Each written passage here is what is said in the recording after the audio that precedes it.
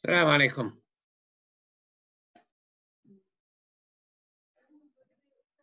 Can you hear me, Brother Arif? Yes, I can. Alhamdulillah. We'll see if we can get a couple of more and joining, inshallah. How do you find the course? Very good, very informative. Alhamdulillah. Alhamdulillah. Have you started from the beginning or you joined us late? I did start from the beginning. One day I think I joined in a bit late, but Alhamdulillah, yes. Yeah, I saw the number from the beginning. And yeah. How the family is now? Okay, everybody is okay. Alhamdulillah, all okay. On your side? Alhamdulillah. They come to see us. They stand on the other side of the road. They don't come in because Abada goes to hospital and he could carry the virus and bring it home, and so his wife could take it from him as well. And yes, Talha, his wife, also go to hospital, and she could bring the virus. So they keep away from us. No, that's good. That's good. Yeah, we have, alhamdulillah, 2 more joints, so we'll make a start, inshallah. Okay. Can you both hear me? Amjad and iPhone 3. I don't have a name for iPhone 3. You want to give me a name?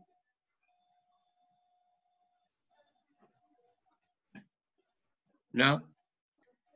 Can you hear me, Amjad? Yes, yes, I can hear you now. Assalamu alaikum. Alaikum salam. iPhone 3, can you hear me as well?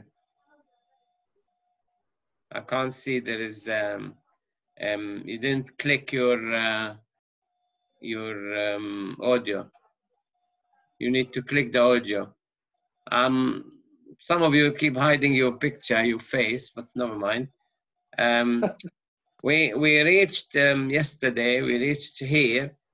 We were talking about Allah Azza wa Jal is the Khaliq, and in the Quran, the word Khaliq comes and the word Bari comes, and the word Mubdi'. So Bari bring from nothing, create from nothing, and Khaliq create and assemble. So create from nothing and also assemble from something already there. So he will create the child from his mother and father who are already there, and they get the genes from the father and the mother. But he created the atoms from nothing, created the all these things which is in the universe from nothing, and that came to exist. And what Allah creates, we don't even know all what He creates. There could be things like the scientists say now. There is in the universe there's something acting like if it's dark matter, and something acting like if it's dark energy. They cannot test it in the lab. They cannot see it under the microscope. They cannot test it in the universe, but they know it exists. It's there because it acts as there is something filling the space. So Allah Azza wa Jalla, Khaliq and Mubdi' and Bari. Bari, create from nothing, and Khaliq, create from nothing, and also it means assembled from something already there. Now he is saying here, وَأَنَّ اللَّهُ وَفَّقَ الْمُؤْمِنِينَ لِطَاعَتِهِ. Allah has guided the believers to obey Him or worship Him, and He's being kind with them and caring, and He looked at them and improved their conditions. Now, when you look into this, you look into 2 things in the case of Muslims and the believers. There is one about their worthy life, whether they are actually rich or poor, they have food or not, they have house or not. It's that's on one side. On the other side, whether they are actually happy or not, contented or not, satisfied or not. And the first part, they have to provide themselves. They have to work for it. And this is the way Allah created them. So Allah Azza wa Jalla expect the birds to go to search for the food, and He provide the food. But if you sit at home, Allah will not provide. So for worthy life, you have to work for it to achieve, get your food, your drink, your accommodation, your dresses. You have to work for it. And along the way, Allah will help you out. If two people, one kafir and one mu'min, the kafir put the effort to get the food and drink and accommodation, and the mu'min will not put the effort to get food and clothes and accommodation, the kafir will get it.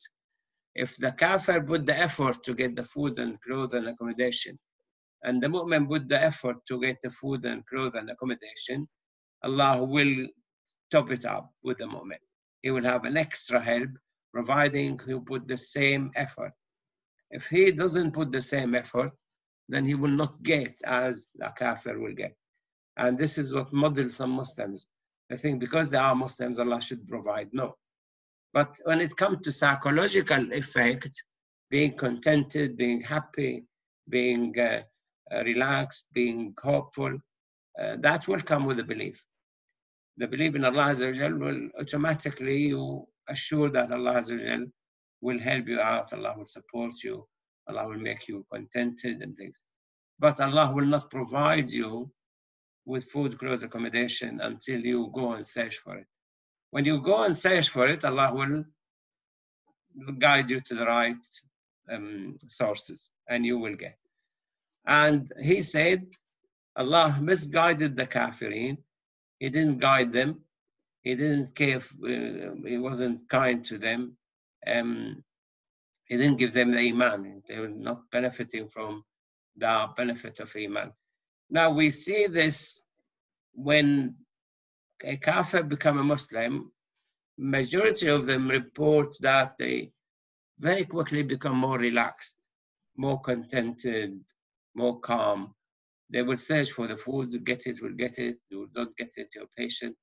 So you search for the drink, you get it, you're happy. If you don't get it, you're patient, you try again. So you get this tranquility.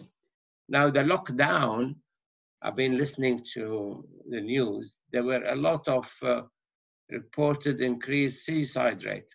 There were a lot of reported domestic violence. There's a lot of reported depression and anxiety, all sorts of things. It will be interesting to see people who are really committed Muslims and devoted Muslims. Do they report the same things or not? I assume, apart from mental illnesses which are caused by biological changes, and stresses and anxieties which is brought by events should be much less in the Muslim side, because Allah Azza wa Jal helps in calming down the believers, and they are comforted that Allah will look after them, Allah will not punish them, Allah will care for them and protect them and things like this. So it will be interesting if somebody does that, such a research.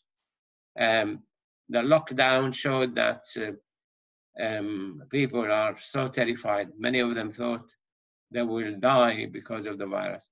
The percentage of people going for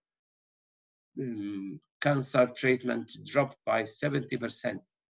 So 30% are not going because they are afraid if they go to the hospital, they will catch the virus and die.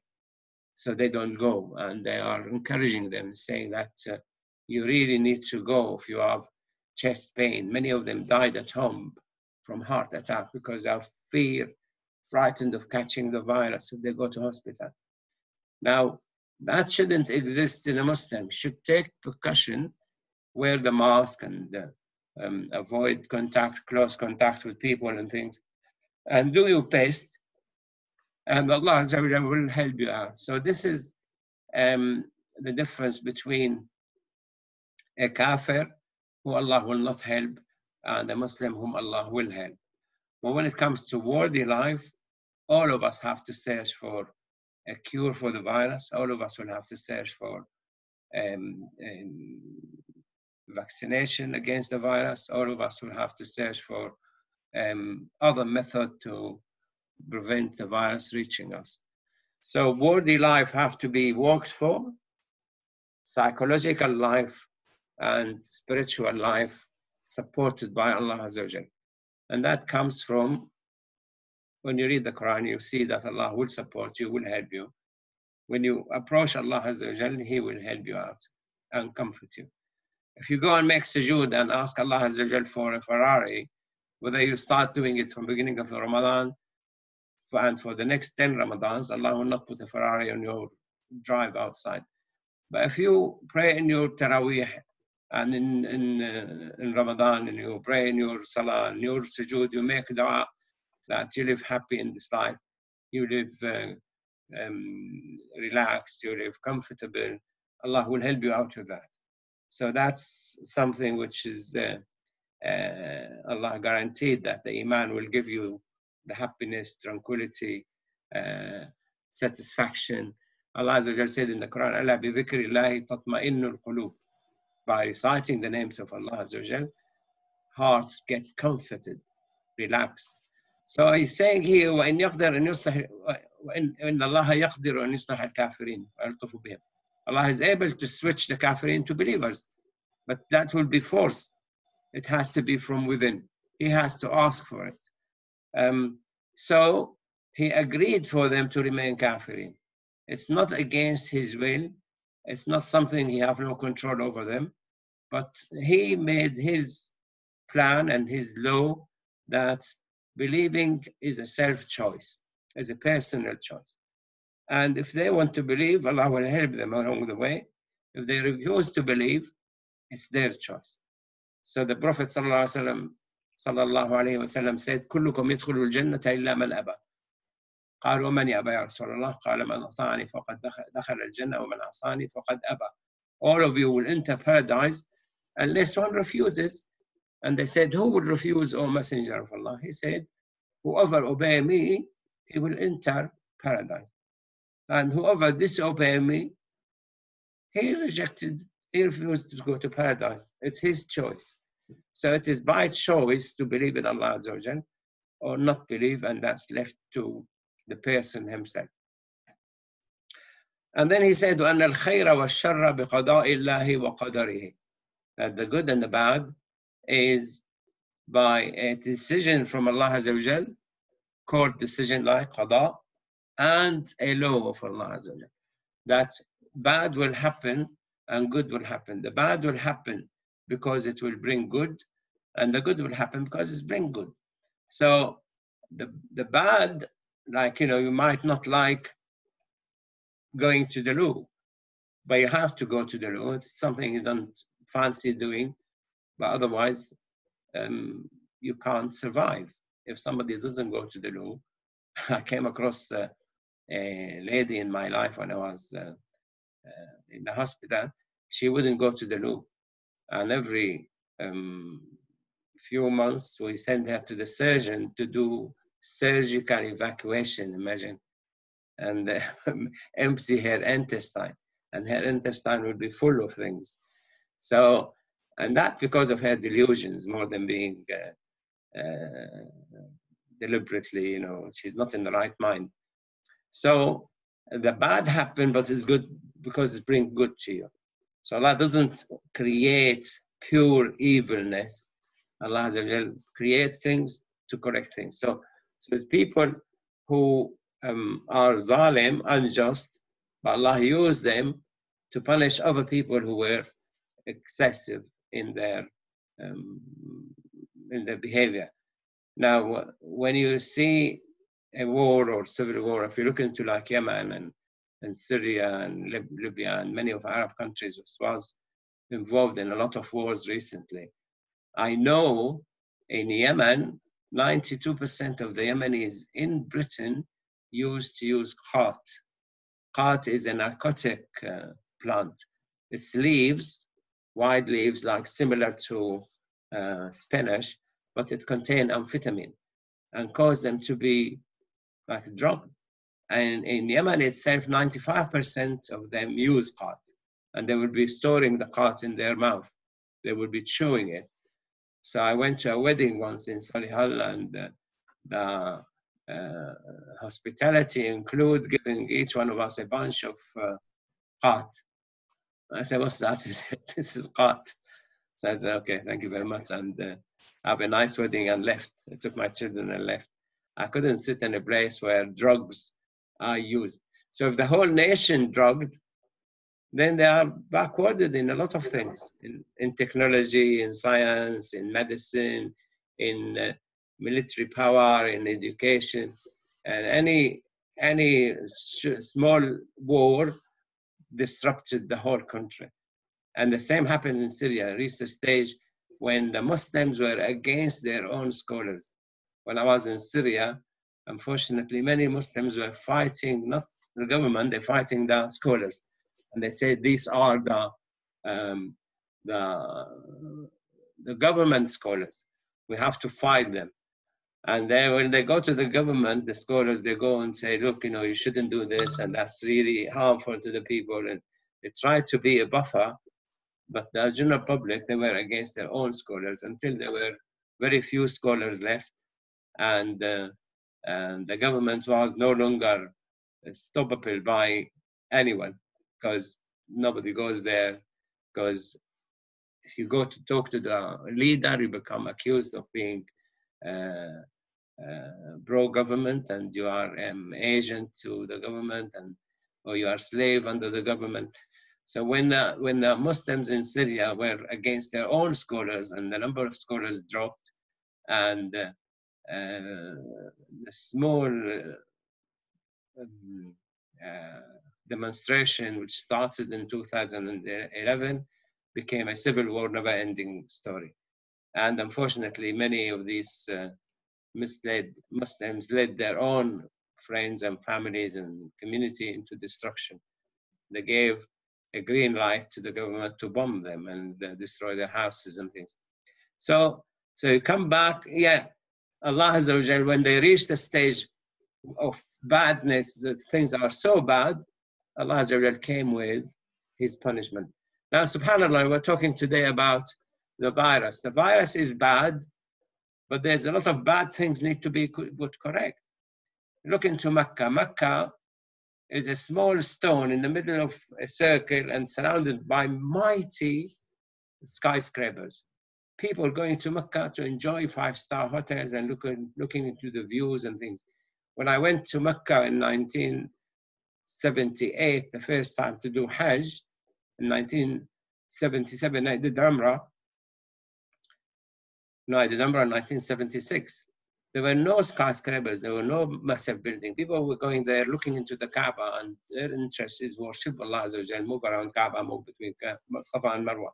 When people made Kaaba a luxury place where you go with this mighty five-star hotel stretching in the sky, Allah Azza wa Jal sent this virus. So the whole tourist industry brought into standstill.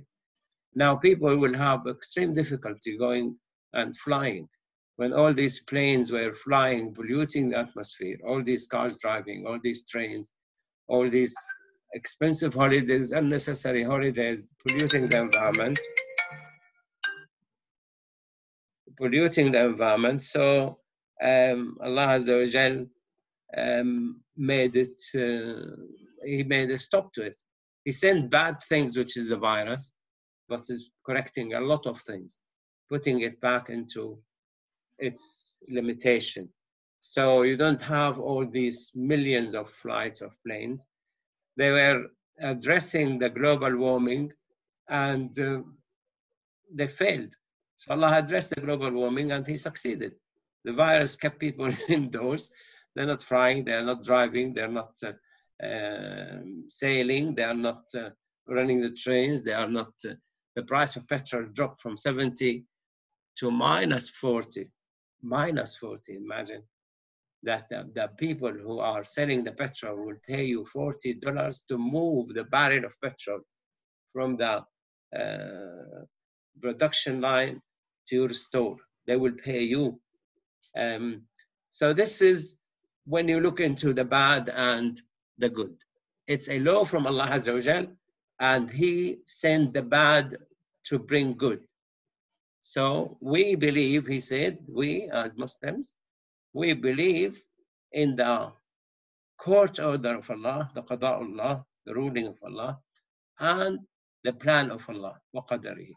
Whether it's good or bad, whether it's sweet or bitter, because To us, it might appear bad, but then a year later, we discovered it was good.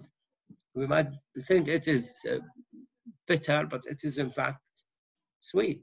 It will bring goodness to us because Allah Azza wa Jal never bad in his decision, always wise in his decisions. وَنَعْلَمُ أَنَّ مَا أَخْطَأَنَا لَمْ يَكُنْ لِيُصِيبَنَا. Whatever we have to accept, whatever hit us, whatever missed us, will never have hit us. So it's all planned. If you get the punishment because it's planned, you get it. And whatever hit us will never miss us. So a lady came to Prophet Nuh when he was warning people about the flood and he was building the ship. And she kept saying to him when she see him, please remind me, let me know when you want to sail so I can come and be with you on board. So Nuh, the ship finished, the flood started. Nuh was getting all the believers into the ship and all the animals and things, and forgot about the lady. And after the flood, and then the water disappeared and the ship landed. And a few days later, the lady came to him and she said to him, when the flood take place, let me know so I could join you. And Nuh was shocked. The flood took place. All the kafirin were dead. Where were you? So Allah protected her. Although Nuh forgot about her, Allah didn't forget about her. So all the harm which came to hit Lut's nations spared Lut and the believers with him, but they snapped his wife out of and she was with him, with Lut, trying to get out of Sodom, but the punishment is to reach her. And they say when the elephant war came to destroy Kaaba, one person managed to get to Ethiopia to tell the people about destruction of the army, and the bird followed him and killed him in Ethiopia. So this is our belief as Muslims, and this is in Aqeedah Ash'ariyah, which we're discussing now, that whatever miss us would have never reached us, whatever reached us would have never missed us. Allah Azza wa Jalla doesn't only have like ترميهم بحجارة من سجيل is also in مسومة للكافرين, that the hijara, they're labeled with the name of the person on it. So each stone going to a specific person. It's like laser guided stones from hellfire to destroy the army of Abraha al-Habashi, when who came to destroy Kaaba. وأن العباد لم يكون لأنفسهم ضرا ولا نفعا إلا بإذن الله. That people do not have control over their own benefit or their own harm, but by a permission from Allah Azza wa Jal. And if you ask me, having spent a lot of time dealing with people who try to kill themselves, and I've seen so many of them try to kill themselves with the perfect plan, but they never succeeded. Allah didn't want them to die. And one came to us, 70 years old. He put a knife in his neck, and the knife came from the other end to kill himself. The knife slipped through all the vital food pipe and air pipe and the arteries and the veins, and he didn't die. He came to us. We treated his depression and he got better. A guy came to me and he said he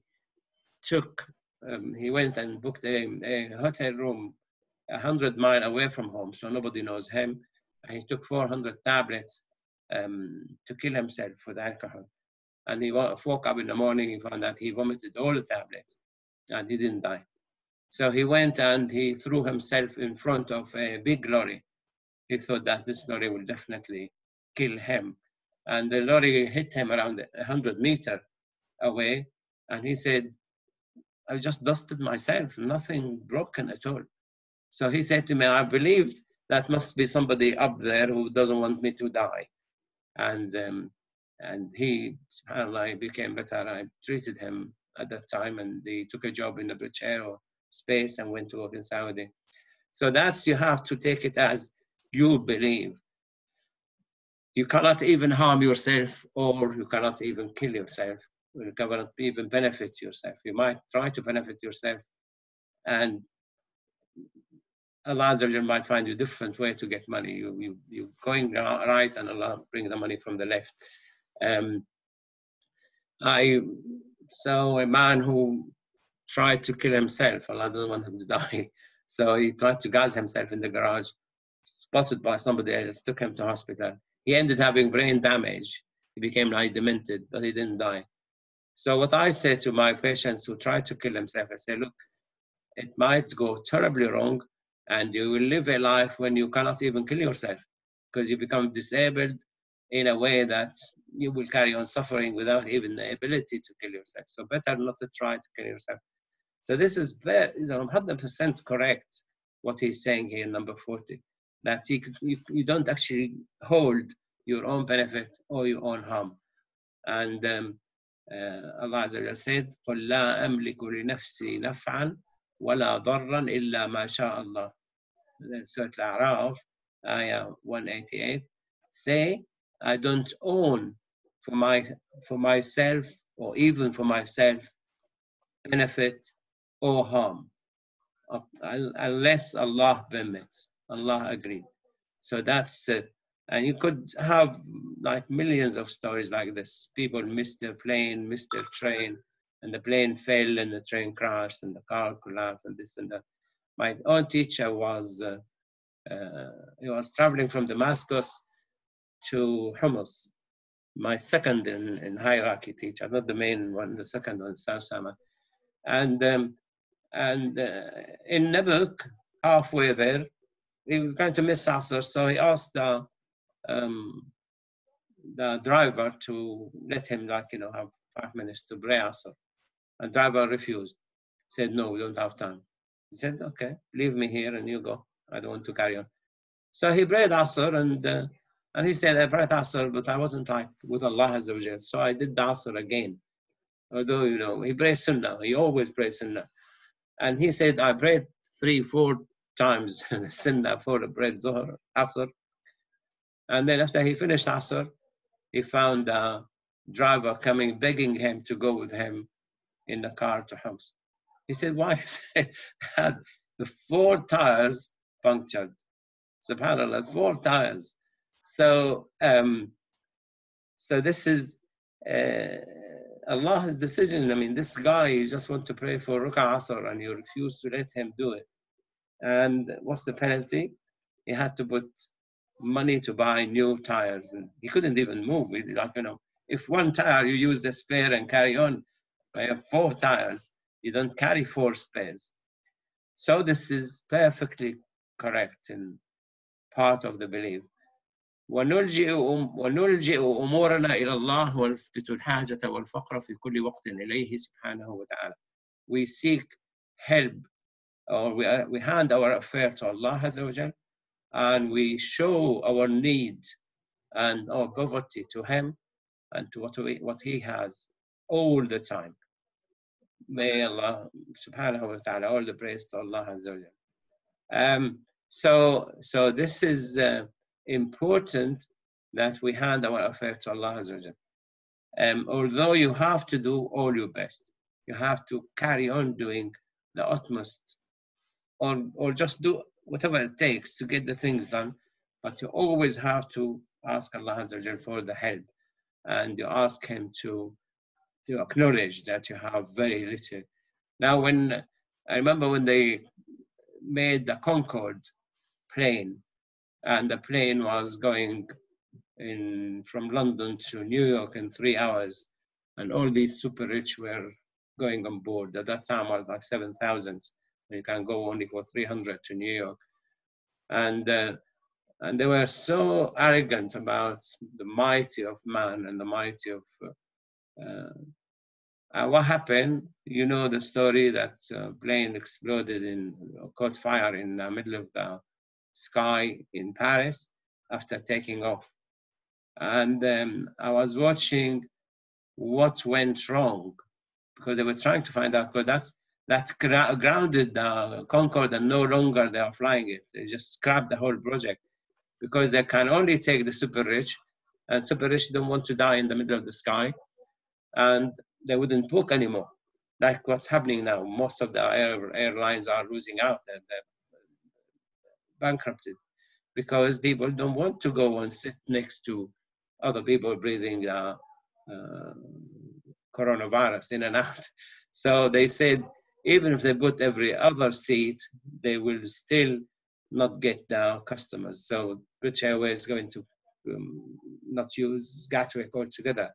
They're scrapping 12,500 jobs. Imagine 4,000 pilots that will be made redundant. And where will they get a job? All airlines are losing out. They're not actually employing, they're scrapping the service. Lufthansa needed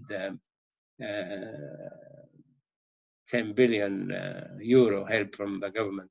So at that time, the whole of the flight, the whole of Concorde project gone into zero, liquidation, just gone. And when they investigated, it was a small metal piece dropped from the plane before the Concorde. And when the Concorde, the tire hit the metal piece, it went straight into the fuel tank and burned the fuel.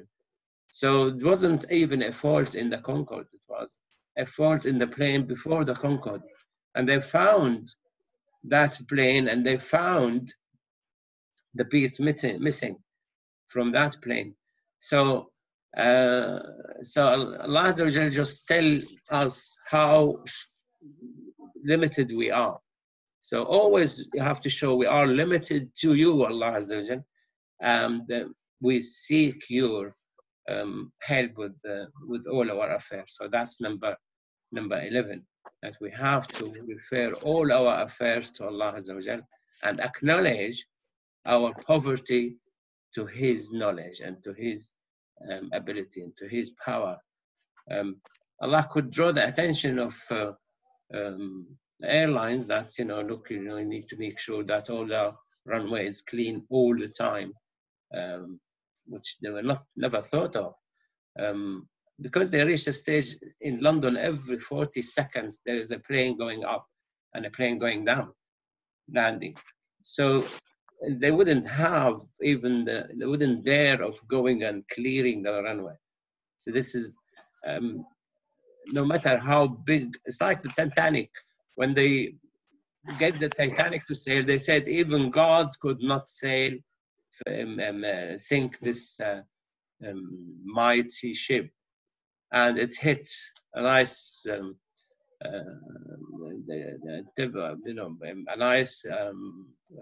nice mountain, ocean, and sank.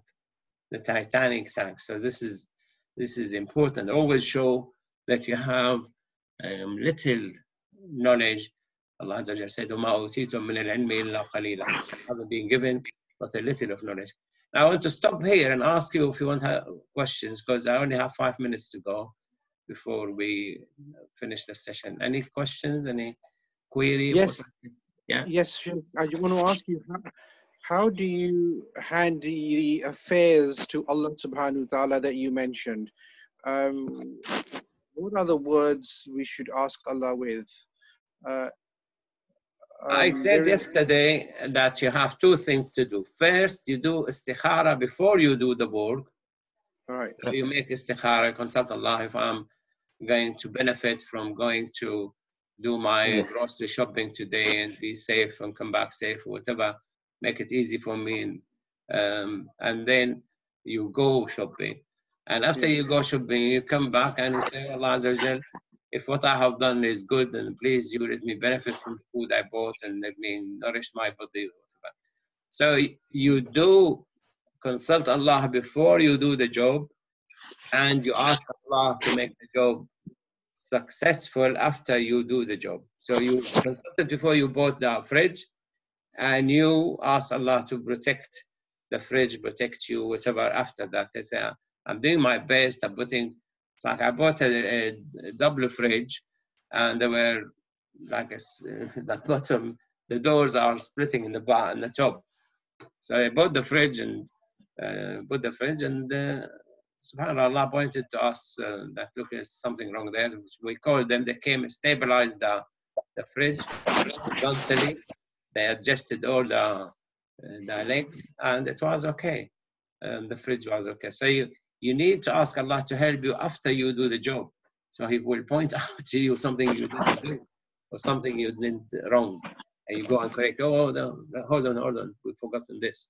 You want to travel and you forgot, like, you need some money, you forgot your card and you need petrol on the way and things. So before you do the job, you consult Allah Azza wa Jal. After you do the job, you go back and show your shortcoming and ask Allah Azza wa Jal to help you if there were something wrong you've done already. Hasbunallah wa ni'mal wakil. This is what we say, don't we? Hasbunallah wa This Hasbunallah wa ni'mal wakil. If people come to you and say, look, your boss is planning, and it was said to me, your boss is planning to report you and get you out of here and whatever. And what you say, you're doing your best in your job and you haven't done anything wrong, and and you don't have contact with the boss of your boss. You can't go to him and say, don't listen to my boss. What you say Hasbunallah wa ni'mal wakil. Allah is enough for me and I'm relying on him. And what happened now? My boss was moved to another place. So he was trying to report me and complain against me and backfired on him. And then he went to complain, and the chief executive said, look, I can find 101 faults in you and keep the move.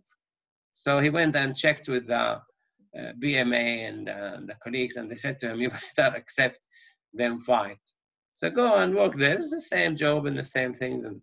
And then they came back to us and they said, with their statistics, they found if I wasn't referring and doing the jobs as I was doing, the whole department would have lost the service, and GPs would have contracted Coventry and took the service from Solihull. So Hasbunallah wa ni'mal wakil, subhanAllah, at that time, I didn't know that I was referring too many and I was doing things, and I didn't have the statistics. But the manager came and they said that if Dr. Ghannam didn't refer enough, we would have lost the service, which means all of us would have been sacked or moved somewhere else. So Hasbunallah wa ni'mal wakil. It's like, it happened to you, Amjad, I think, once, when somebody tried to complain against your things. And I remember I wrote something. So this is when you say Hasbunallah wa ni'mal wakil. There is imminent attack coming to you. Virus might hit you. You've done your best, and you say Hasbunallah wa ni'mal wakil. We're relying on Allah Azza wa Jal. It's sufficient for us. Right. Beautiful. Any more questions? We have 1 minute, I think, to go. 2 minutes. I would like to talk to you about in Surah Al-An'am, where near the end, verse 148, but there's no time for it. No, but this is, if you leave it to different sessions, then that's Aqeedah, restrict your questions to Aqeedah here. Aqeedah, okay. By the way, I'm recording this session, so it will appear, inshallah, on YouTube and Facebook if people want to go back and yeah, that's very good. Yeah, or people missed it, or people joined late, or whatever. I will stop here, 42, and we'll come back to it, inshallah, on Monday. So we don't have a session tomorrow. We don't have a session on Sunday. On Saturday, we have one session, 12 o'clock, when we answer questions on religion or health. So we are on air on Zoom tomorrow, inshallah, between 12 and 12:40. Myself, and last week I was joined by Dr. Mudassar Suleiman and Dr. Abada Ghannam, my son. We answered questions and religious questions, inshallah. Any more before we go? You? Jazakallah khair. Jazakallah khair. Jazakallah khair. Jazakallah khair. Yeah. And I think here Can't remember who was on here. The 774. I don't have the name. I can't remember. It's like, I think it's Khawaja. Khaja, is it Khawaja? Yesterday. So summary of today, just 1 minute to go. That Allah Azza wa Jal helped the believers, and Allah Azza wa Jal doesn't help the unbelievers. And the help, moral help, more than physical help, doesn't mean that Allah will not help you physically. Allah Azza wa Jal, when Maryam was in the mosque, she was getting food every single day. And when Zakaria bring the food to her, he find that she already had food. So he used to ask, where is this from? And she used to say, from Allah Azza wa Jal. Yeah, and she used to get the food of the summer in the winter, the food of the winter in the summer. So it's definitely not from somebody else. Definitely from Allah Azza wa Jal. So you could reach that stage that Allah Azza wa Jal even help you in your physical life. But then we don't teach this to people to sit and do nothing and expect Allah to drop money from heaven. Umar ibn Khattab was walking in the street once and he saw a man begging for money.